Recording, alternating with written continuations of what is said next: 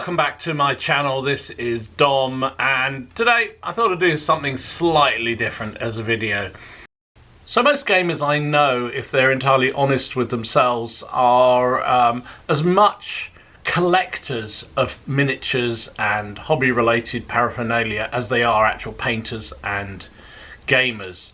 That is definitely true of me. It's lovely to have a purpose-built place like this, but look at all the collection of figures and all the other stuff. These boxes go too deep, as I have.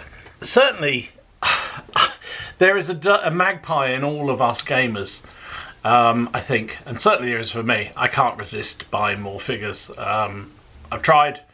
I said every year, this will be it. I'm gonna focus on one or two things.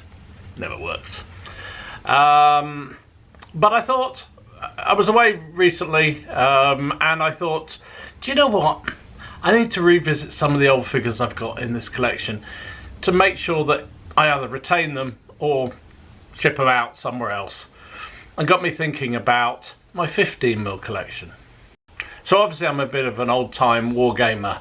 I have been playing Wargaming for 35, 40 years, depending on when I decide to count from. And in all those years, my gaming habits have changed considerably. One of the periods that was probably the most active before kids arrived, and I think before I was even married, I used to do a lot of 15mm ancient wargaming. Started out with WRG Rules, Wargames Research Group, 6th edition, and then quickly moved on to these that are the 7th edition. Now you can see how old these are. These were fully revised in August 1992. Now, I know quite a few people weren't even born in 1992. And me and my mate Nick used to have a lot of games playing WRG 7th edition. We used to play a lot of ancients. There are a multitude of, let me just find them, here we go. Oh, there's the old 6th edition. That is August 1980. And then there were a multitude of rule books, army lists. These are just some of them that I've kept for old time's sake. I used to spend many a happy hour working my way through these lists and just building armies. And we used to do competitions. We used to fight competitions around the country, mainly southeast, but other places as well. Played 15mm, and then Nick and I started to do doubles.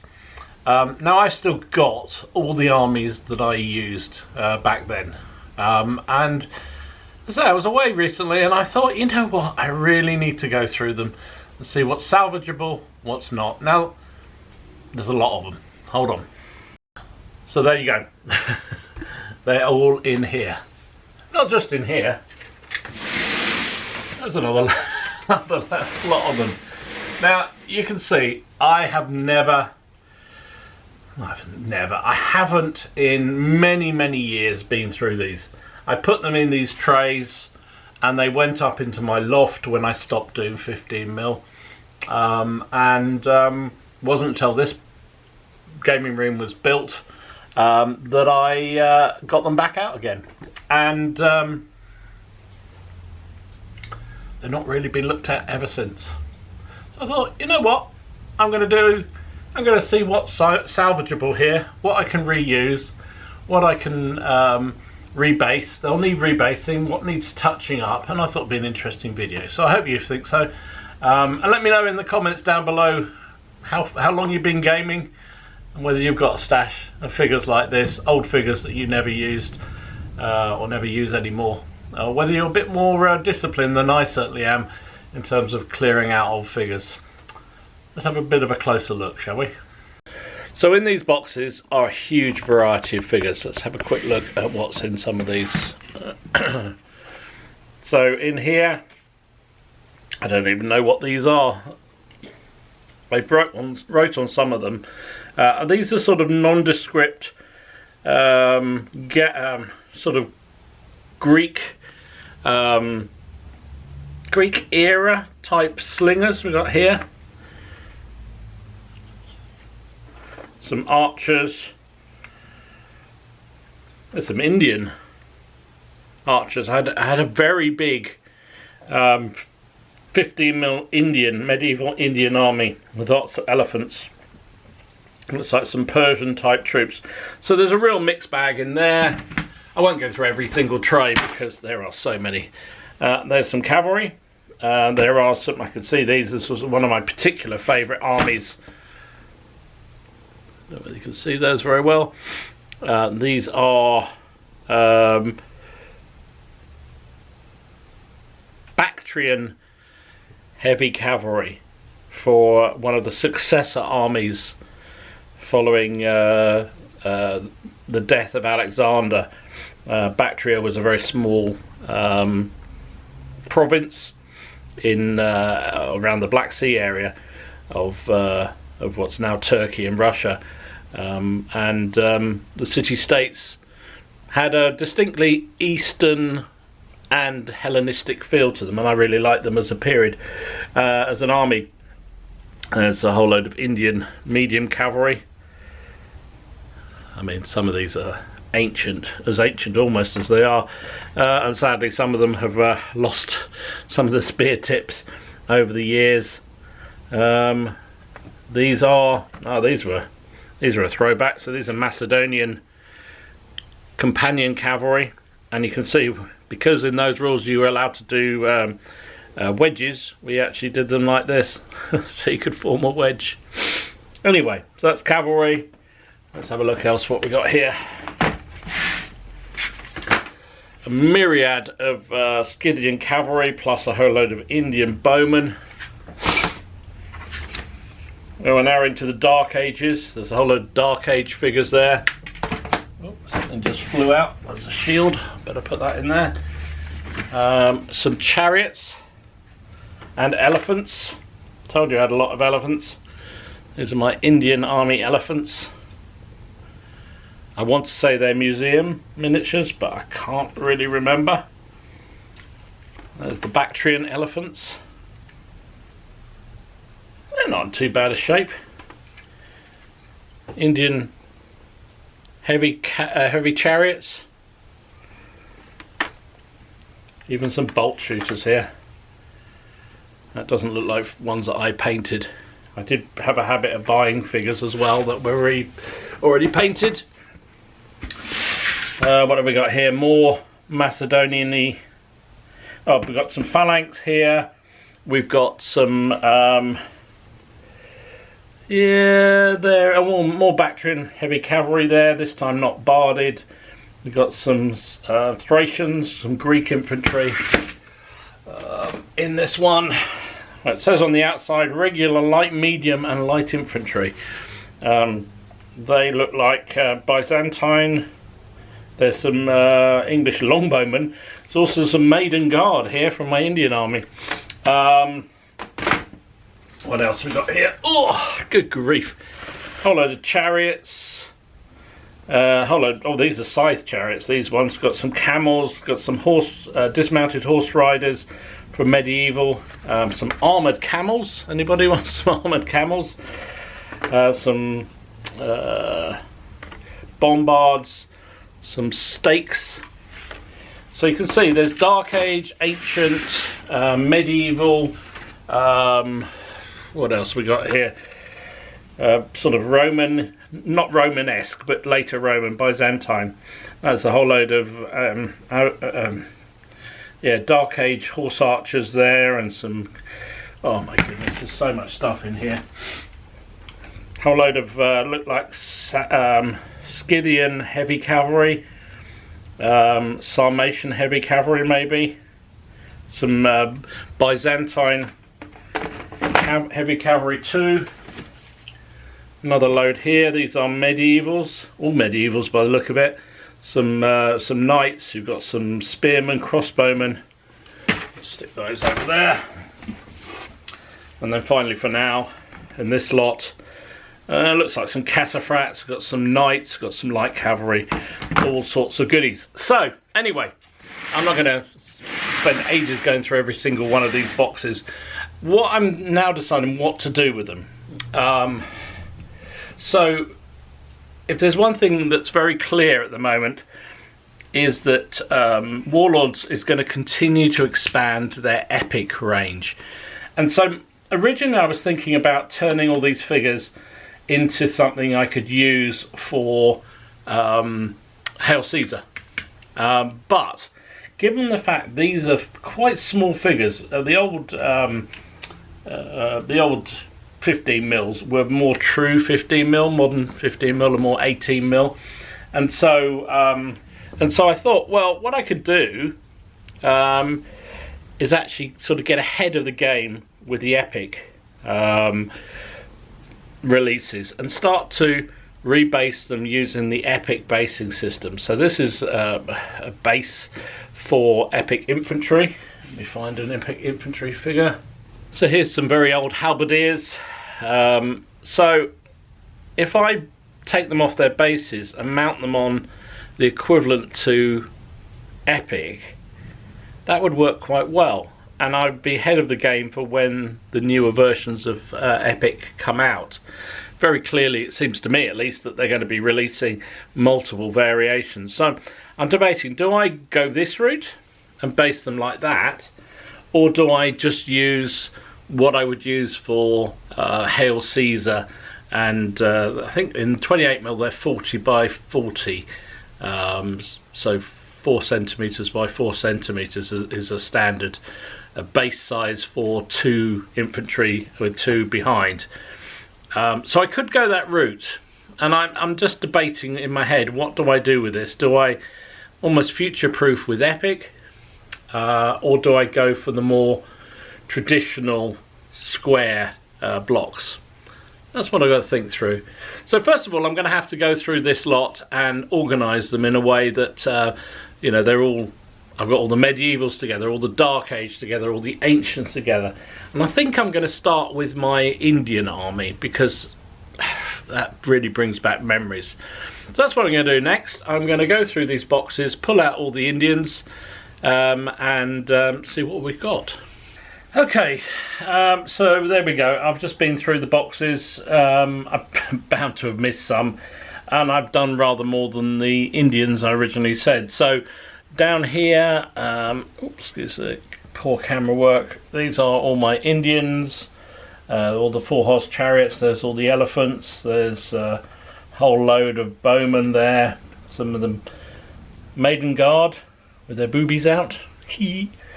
What else we got here? There's some Indian heavier infantry, Indian cavalry. I showed those before, but they're down here. There's some lighter infantry bowmen and guys with 200 choppers. Very effective, the Indian army in the 7th edition. Probably overly so, because these infantry were classed as having longbows, like medieval longbows, right? And 2-handed swords. So you stood off them and they shot you to pieces, and you got in close and they chopped you to pieces. They didn't have any armour, but it didn't really matter, and then your elephants could go piling in. So a lot of these, there's not as many Indians as I remember, and that's largely because a lot of my Indians I got rid of. We put on a big game of Battle of Hypaspis, which was one of Alexander the Great's greatest victories against Porus of the Indians, 326 BC. And we put on a big game at Salute a long time ago. I can't even remember what year it was. Nick, myself and another mate, Tom, basically built the 2 armies, and it was in the days when Salute was in Kensington, in the Kensington Town Hall, and we had this little side room, and we set up this table, and there were thousands of figures, thousands of elephants and chariots, and it looked magnificent. Nick had done the Macedonians, I'd done the Indians, and at the end of it I had more Indians than I was ever going to need, so I started to sell off a few of them and retained the sort of core that I use in battles, or used in battles for years to come. Great memories. absolutely exhausting. What else we got here? There's the Bactrians up here. We've got Bactrian pikemen, got Saka light horse archers here. There's some dismounted Saka infantry there. Thracian peltasts at the back here. Bactrian heavy cavalry and extra heavy cavalry here.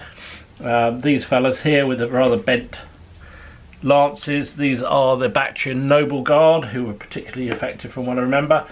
Some Bactrian light cavalry here. There's the elephants, I think I showed them earlier.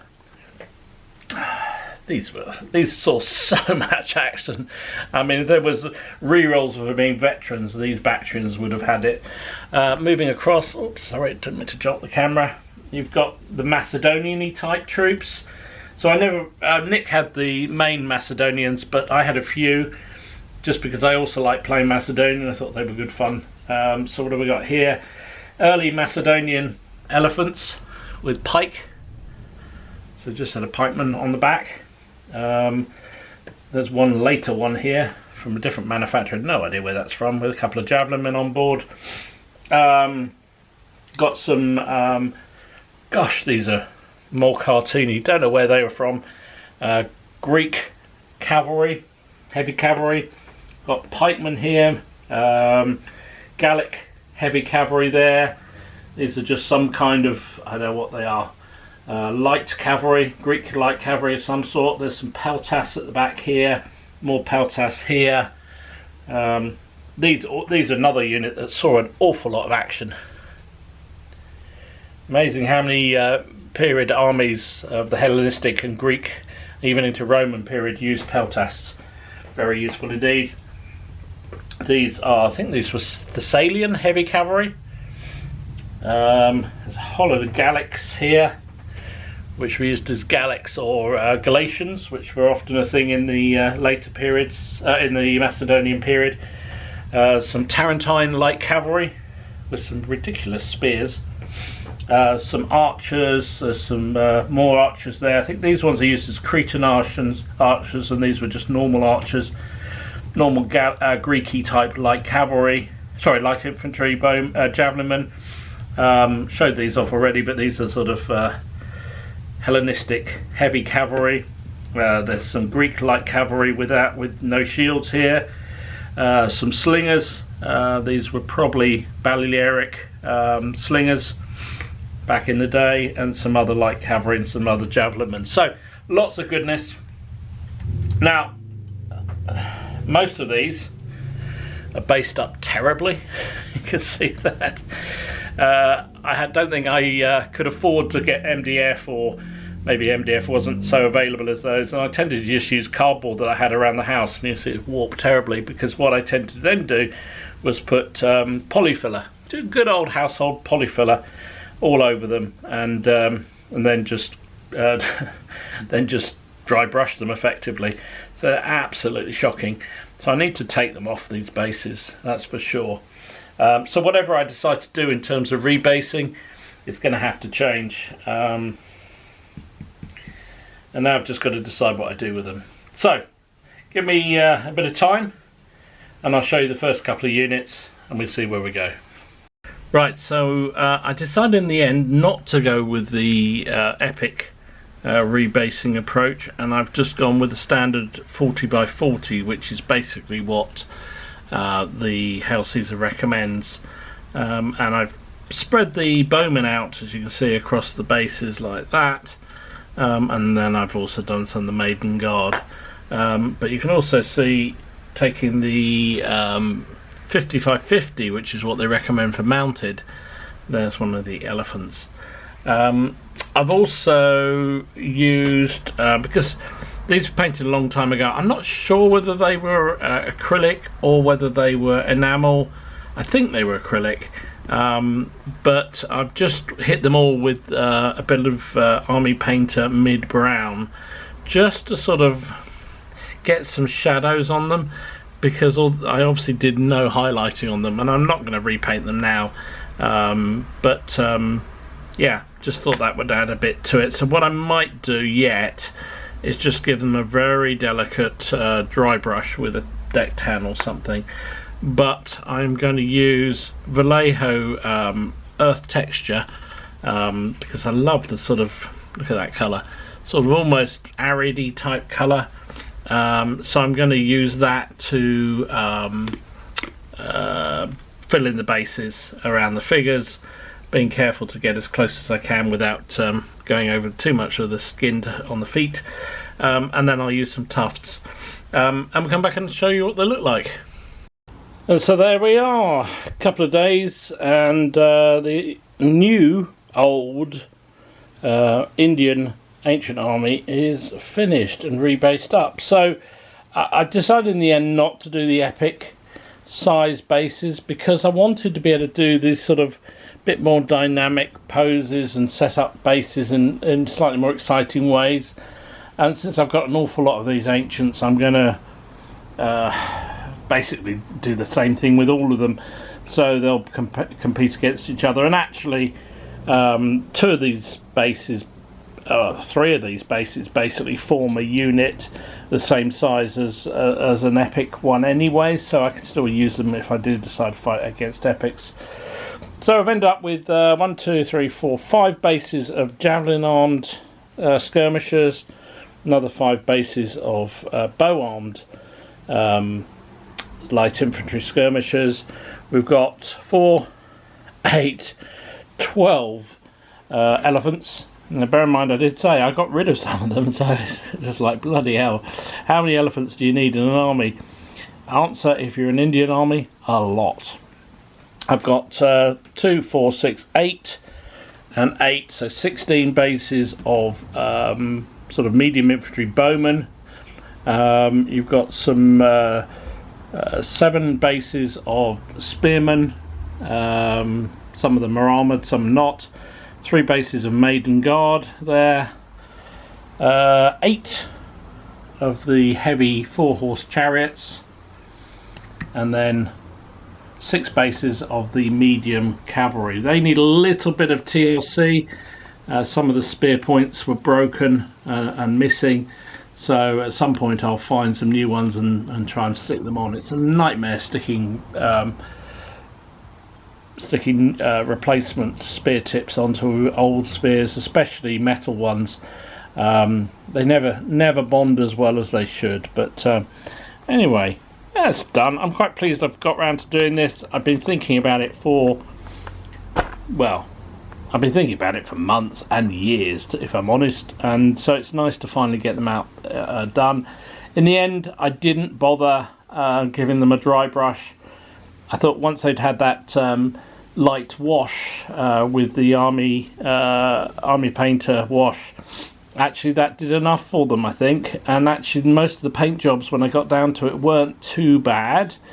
As long as you know, for a 3-foot rule applying, they were absolutely pretty fine. So very pleased to get these done, really pleased, and it will move me on to doing the rest of those fellas, because there's a load more, as you saw. That's just one, well, that's just some of them.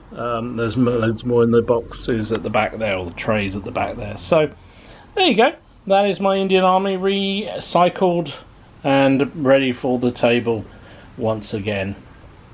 Just a fun little video. Thought people might like to see it, see what happens, and see some of my older figures. I do get a lot of comments about seeing what my collection's like, and it really gives me a nice feeling to get these back out again. As I say, they have a lot of happy memories. Not the occasion where I managed to roll 3 double ones in 3 moves with elephant charges.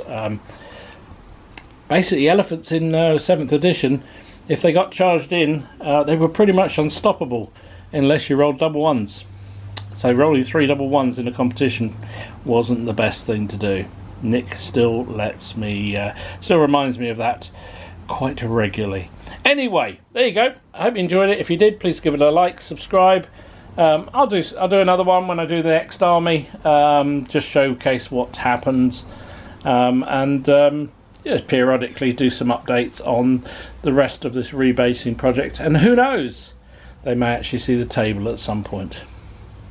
So I hope you enjoyed it. If you did, please give it a like, subscribe, do all that good YouTubey stuff, and I will see you again soon. This is Don, signing out. Who can't love an Ellie?